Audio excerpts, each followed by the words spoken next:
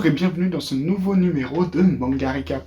Au programme, on va parler de Chainsaw Man de Kaiju numéro 8 et pour la personnalité de la semaine, on parlera d'Aimer.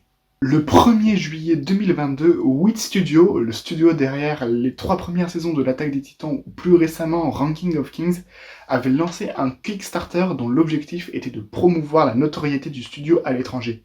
La somme demandée par le studio était alors d'un peu plus de 37 000 $, et ce dimanche, il s'avère qu'à quelques minutes seulement de la fin du Kickstarter, un inconnu, a donné la somme de 10 000 $. Ce don a permis au studio d'atteindre les 43 000 $, ce qui est largement plus que ce qu'ils avaient demandé.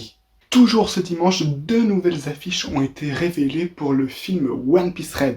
Le film doit sortir ce samedi 6 août dans les cinémas japonais alors qu'il est prévu pour le mercredi 10 août dans les cinémas français. Enfin, pour terminer avec ce dimanche, lors du prochain épisode spécial Halloween, les Simpsons parodieront le manga Death Note. Ce lundi, le compte Twitter officiel du manga Kaiju numéro 8 a révélé que des informations allaient être dévoilées ce vendredi 5 août à minuit au Japon. Elles ont donc été révélées le jeudi 4 août à 17h pour nous, et on en reparle juste après. Toujours lundi, une 3e pièce de théâtre a été dévoilée pour le manga Fire Force. Ce mardi, le manga One Piece a atteint un nouveau record en atteignant les 500 millions d'exemplaires en circulation. Par ailleurs, toujours mardi, une nouvelle affiche a été révélée pour le film Sword Art Online Progressive Scherzo of Deep Night. Le film est toujours prévu pour le 10 septembre dans le cinéma japonais. Ce mercredi, les éditions Pika ont révélé leur planning du mois d'août avec notamment de nouveaux tomes pour Blue Lock, So I'm a Spider, So What, et pour l'édition couleur de The Quintessential Quintuplets. Ce jeudi, nous avons donc eu la confirmation qu'un animé pour Kaiju numéro 8 était en cours de production. À cette occasion, nous avons même eu le droit à non seulement une affiche, mais aussi un petit teaser vidéo. La semaine dernière, les studios MAPPA annonçaient le live. Cette semaine, on l'a eu, 1 heure de live consacrée à Chainsaw Man.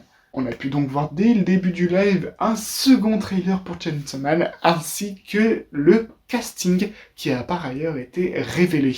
L'animé est par ailleurs toujours prévu pour octobre 2022 chez Crunchyroll. En parlant de Crunchyroll, ce samedi, la plateforme a annoncé l'arrivée de prochains animés en simulcast, avec notamment la 6e saison de My Hero Academia pour octobre, ou encore la 4e saison de Bungo Stray Dogs pour janvier 2023. Cette semaine, on va donc parler de la chanteuse Aimer, une chanteuse qui est de plus en plus populaire, notamment avec son récent Zankyo Senka, opening de la 2e saison de Demon Slayer. Aimer est née le 9 juillet 1990, mais c'est le 11 mai 2011 que débutera sa carrière avec la sortie d'un album de reprise intitulé Your Favorite Things. Le 7 septembre de la même année sortira un single intitulé Rokutosei no Yoru Kanashimi wa Aurora ni Twinkle Twinkle Little Star, des titres des 3 chansons présentes sur le single. Rokutosei no Yoru est par ailleurs l'ending de l'anime numéro 6, un anime de 11 épisodes produit par les studios Bones. Sa popularité va réellement commencer à s'installer le 3 mai 2016 avec la sortie de son single Brave Shan, opening de la 2e saison de Fate Stay Night Unlimited Blade Wars. Plus récemment, elle a sorti le 12 janvier 2022 un single intitulé Zankyo Sanka Asagakuru, les 2 thèmes de la saison 2 de Demon Slayer. Le 26 juin 2022, elle a sorti une compilation intitulée Stjörnulaus Nut, et le 3 juin, elle a sorti un single digital intitulé Wavy Flow, et c'est actuellement le dernier titre de la chanteuse. Concernant la chanteuse, on sait qu'elle a acquis sa voix unique peu après ses 15 ans, âge auquel elle a eu une extinction de voix. D'ailleurs, plus récemment, elle s'est rendue à l'Anime Village 2022 en Arabie Saoudite, où elle a pu performer les thèmes de la saison 2 de Demon Slayer notamment. Cela laisse l'espoir d'un jour venir la voir performer en France à une Japan Expo par exemple. Voilà, c'est tout pour les actualités de la semaine, j'espère que ça vous aura plu, si c'est le cas vous pouvez liker, commenter, partager, et moi je vous donne rendez-vous la semaine prochaine, même heure, même chaîne, bye.